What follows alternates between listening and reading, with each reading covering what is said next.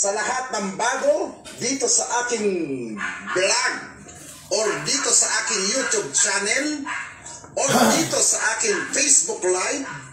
Kung ikaw ay bago at ayaw mong nakakarinig ng mga salitang hindi ka nais-nais, kagaya ng putang ina mo, bobo ka, tarantado ka, uki ng ina ka, leche ka, punyeta ka, isa lang ang ibig sabihin yan. Hindi ka welcome dito sa aking channel. Ha? Kung ayaw mong masabihan na isang putang ina mo, layas! Okay, layas pag ayaw mo ng mga mura. Okay, magandang umaga.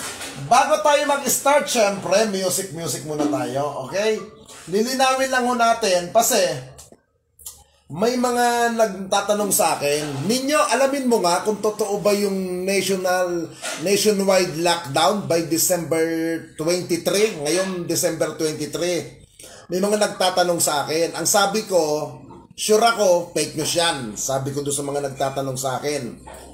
Ngayon po, kausap mo kanina lang si DILG Undersecretary Epimaco Densing. Tinawagan natin siya. Na kung saan, nilinaw ko po sa kanya, Sir, totoo ba na magla-lockdown tayo by December 23 to January 4 nationwide? Buong Pilipinas ila-lockdown daw ni Pangulong Duterte. Yun ang mga tanong sa akin. Ngayon, ang sagot ko, hindi ko po alam kung confirm ba yan o ano. Pero, mahirap naman tayo sasagot na lang basta ron kung walang confirmation sa mga kaibigan natin na natatawagan. Ngayon, may confirmation na isang fake news yan. Pakinggan nyo po mamaya-maya lang yung pag-uusap namin ni Undersecretary Densing. Music muna tayo. Alam nyo, doon sa mga patay gutom, isipin nyo maigi, ano bang kasalanan ng ABS-CBN? May kasalanan ba o wala? Bakit nagkapauto kayo? Meron akong kilala, ninyo ang ngalan niya, doon sa Baguio City, ay napakabongga, sa pagka-istariray, Yeah! talbog lahat sila, basta't sa katwiran, babakbakan kanya, kahit sino ka pa. Itong ating si Ninyo, sa gabi ay niya, barako kong lumaban,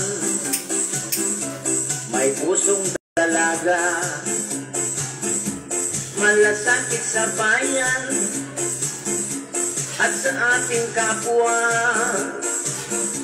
hindi matawaran, at kahit buhay niya'y kanyang itataya.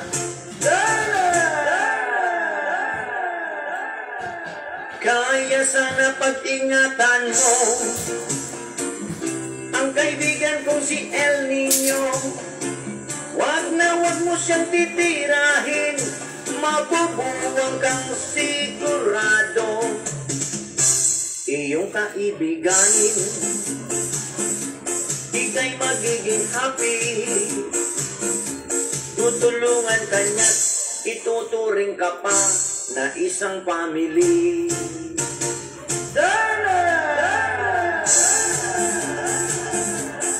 Pinicturean ko lahat yun ng post mo. Gusto mo makita? JR? Papakita ko sa'yo. Ayan yung mga post mo kagabi. Iyan! Oo! At take note, meron pang hindi lang post, hindi lang picture ang ginawa ko. Kasi baka magpalusot ka. Oo! Binidyohan ko din yun. Itong kaibigan ko ninyo ay isang taong may prinsipyo. Kahit na minsa'y nagmumura, Alam mo sa katangahan mo, galit siya sa asal mo. Hindi ka papatulan, hindi siya mapang-abuso, lalo't sa mga lalaking nakamukay tiyonggo. kanyang binabanatan. Okay, wag na natin patagalin. Narinig na natin kung ano na pag-usapan namin.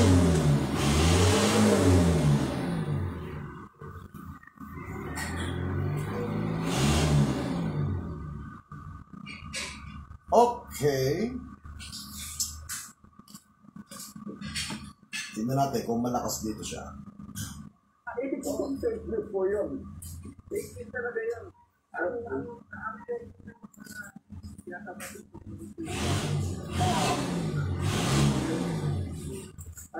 siya? Opo ba? Tingnan na yung presidente pa sa madaling kabuta. Okay, ulitin natin. Ibig sabihin fake news po yun. Fake news talaga yun. Ang setting ng mga yata natin community quarantine ECQ and ECQ. Ay, Yosek, nanonood pala si Yosek Densing, oh. Opo ba? Tingnan na yun yung presidente pa. Sa madaling kabuta, hindi ko po yung December 23 to January 4, no?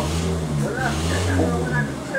Kaya nga, doon ako nagtataka eh. Bakit? Okay, yun ho, malinaw ho yun. Narinig nyo po ang sinabi ng isang opisyal ng DILG. Isang malaking fake news po yung nababasa ninyo, napapanood ho ninyo, yung naririnig ho ninyo na mga nagpapakalat na sinasabi daw, di umano, na magdideklara daw si Pangulong Duterte ng nationwide lockdown. Oo. By December 24 ay 23 to January 4, 2021. Fake news daw po yun ayon kay DILG Undersecretary Epimaco Densing. Huwag po kayong maniniwala sa mga ganun post. Kasi kung magdideklara po ang Pangulo, siya po ang magsasabi po niyan nationwide. Okay? Yung mga nagpapakalat po, yung mga nagpapakalat na sinasabi na di umano na magdideklara si Pangulong Duterte ng lockdown by nationwide on December 23, yan po yung mga tarantado, mga gago, na mga basher, na mga kalaban ng kasalukuyan administrasyon. Para ang mga tao mataranta, magalit, para murahin ang kasalukuyan liderato ng Duterte administration. Sila yung mga taong nagpapakalat ng mga balita pong yan. Huwag po kayong maniniwala sa mga gago na yan. Ha? Yan ang trabaho ng mga ulol. Ng kampon.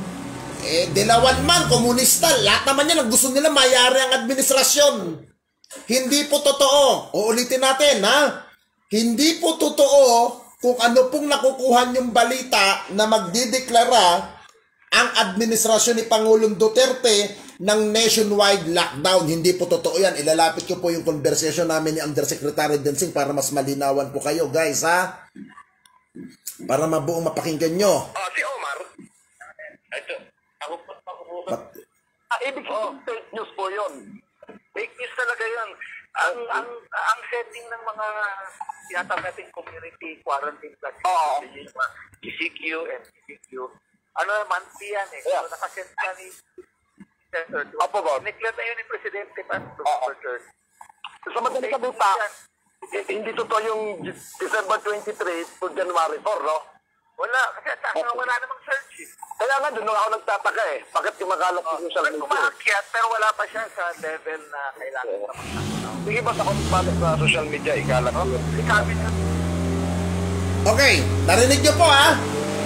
Yan pong kausap natin, Undersecretary for Special Concern ng Department of Interior and Local Government or DILG.